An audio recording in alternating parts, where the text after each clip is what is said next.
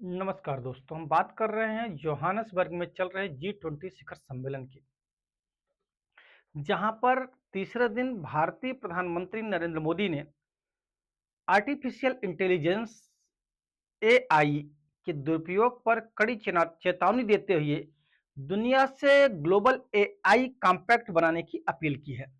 PM Modi ने कहा कि डीप फेक अपराध और आतंकवादी गतिविधियों में एआई का इस्तेमाल मानवता के लिए गंभीर खतरा बन सकता है और इस पर सख्त प्रतिबंध लगाना अत्यधिक जरूरी है।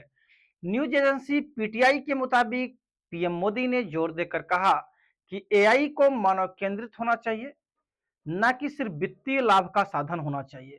उन्होंने सुझाव दिया कि तकनीक का विकास ओपन सोर्स मॉडल पर हो ताकि इसका लाभ वैश्विक स्तर पर मिल सके।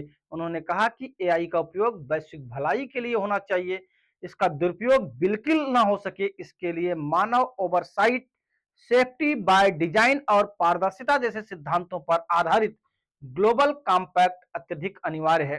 पीएम मोदी ने कहा कि ऐसी एआई प्रणालियां जो सीधे मानव जीवन, सुरक्षा या पब्लिक ट्रस्ट को प्रभावित करती हैं, वह पूरी तरह जिम्मेदार और ऑडिटेबल होनी चाहिए।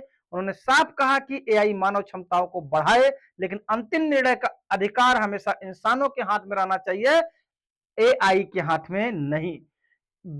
आपको पता होना चाहिए कि G20 शिखर सम्मेलन में प्रधानमंत्री मोदी ने दक्षिण अफ्रीका के राष्ट्रपति सिरिल रामफोसा और ब्राजील के राष्ट्रपति लुला डी सिल्वा के साथ आईबीएस से लीडर्स मीटिंग में भी हिस्सा लिया।